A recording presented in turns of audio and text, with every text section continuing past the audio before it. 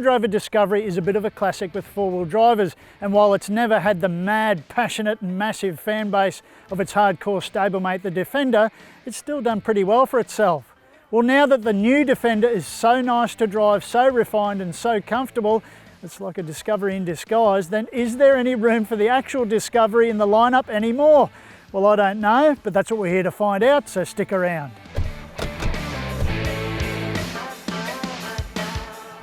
And if you want to know something specific about this vehicle, there are time codes on your screen now, so you can skip ahead. And if you're watching this video on YouTube, there are chapter markers below. And while you're at it, make sure you like this video, share it with your mates, and make sure you hit subscribe and tap that bell icon to stay up to date with all of our content. For your reference, this is a Discovery D300S and it has a price tag of almost $102,000, and that's in standard guise. But its price as tested here is almost $111,000 because it has been optioned up with $3,970 of off-road pack, as well as an electronic rear diff lock, tow hitch receiver and more.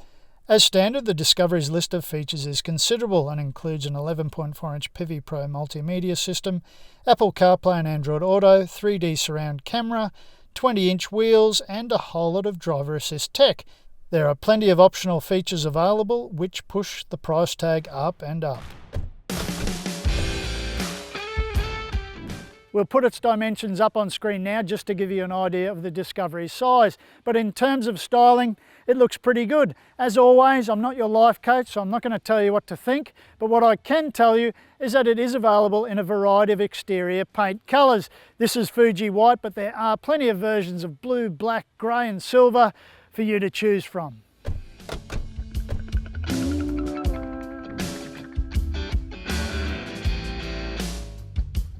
In terms of usable load space, there is quite a lot, but probably not so much as you'd expect in a large SUV, and that's largely due to the styling of the Discovery. But having said that, from the third row to the front, everyone is well catered for. There are lots of soft touch surfaces, suede cloth on the seats and leather on the dash and elsewhere. It really does feel like a plush interior. There are also plenty of charging points, USB-C and USB. But what is especially noteworthy is the 11.4-inch Pivi Pro touchscreen multimedia system, and that dominates the dash. And for good reason, because from there you can pretty much operate everything in the Discovery. It's pretty easy to use once you get your head around the functionality, and it really adds something to this cabin and the whole driving experience. And as well as all of that, you also get these nifty captain's armrests, and they're pretty good in my book.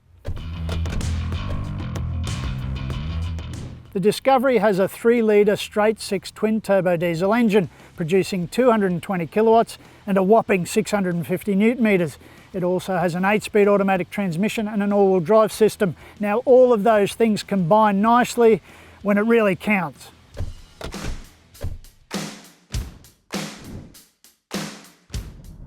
The Discovery has always had a rock-solid reputation as a comfortable on-road drive, and it's lost nothing in this latest iteration.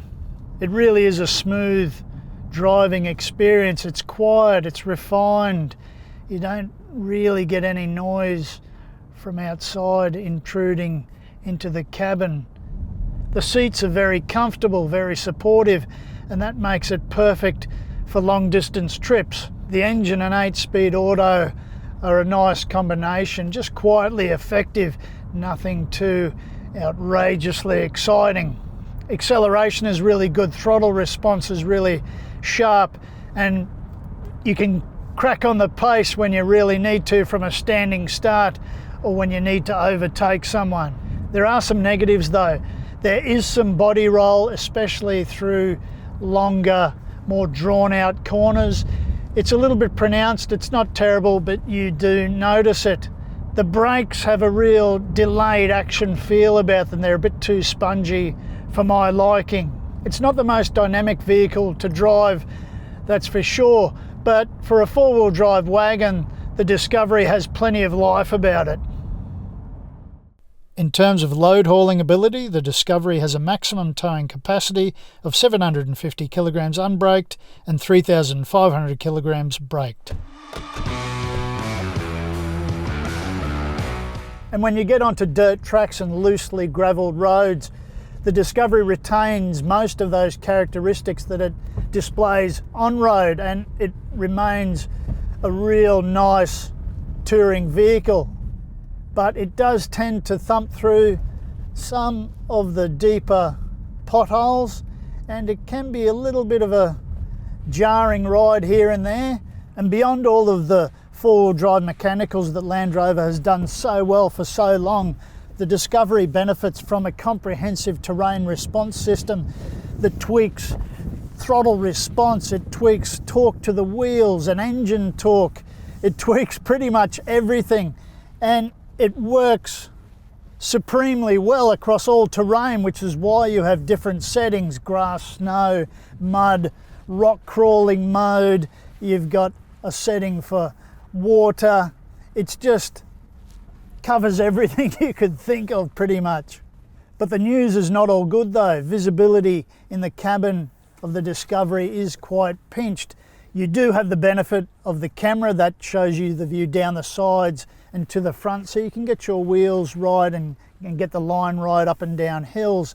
But I'm a bit of a traditionalist, and I like getting out of the vehicle and having a good look, having a look at potential hazards ahead, or at the very least sticking my head out of the window and having a good look down the side of the vehicle and all around while you're on the move. That big screen there that dominates the dash offers such a good opportunity to monitor systems as they work. You can watch the front and rear diff locks and unlock as needed. You can adjust the settings, you can adjust the off-road height. The Discovery has electronic air suspension, and you can go from an easily accessible get in and out height to an on-road drive height, and then to an off-road drive height, which offers you plenty of clearance and improves the off-road angles immensely. And I'm talking about approach, departure and ramp over angles. And the Discovery's 20-inch rim and tyre combo just doesn't work off-road. It's not well suited to rock crawling and sand, any of those sorts of things you're going to strike when you're going on a bit of an adventure. I'd much prefer 18-inch or 17-inch. That gives you a lot more flexibility in terms of dropping tyre pressures to suit the terrain.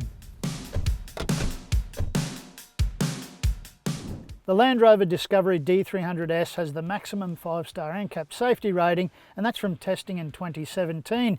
Its comprehensive suite of driver assist tech includes AEB adaptive cruise control, blind spot assist, traffic sign recognition, and a whole lot more. Fuel consumption is listed as 7.5 litres per 100 kilometres on a combined cycle. Our actual fuel consumption on this test was 9.8 litres per 100 kilometres. That's okay considering I did a lot of high and low range four-wheel driving on this test, and the Discovery is quite a hefty unit. The Discovery has an 89 litre fuel tank, so going by those fuel consumption figures, I'd expect an effective touring range of about 860 kilometres. But remember, that figure does include a built-in 50 kilometre safe distance buffer. The Discovery has a 5-year unlimited kilometre warranty, a bit light on in terms of time frame, but pretty standard for the industry. 5 years of roadside assistance is included. The vehicle will alert the driver when a service is required. The Discovery's fixed price service plan applies over 5 years or 130,000 kilometres, whichever occurs first, and that costs $2,650, which is okay for a vehicle in this realm. The Land Rover Discovery is a great family-friendly four-wheel drive wagon. It's quiet, it's refined, and it's supremely well appointed. It's nice to drive on-road, and it's still very capable off-road. But those are all things you could say about the Defender. So is the Discovery still relevant? I reckon so, at least for the time being. But what do you think? Have your say in the comments section below.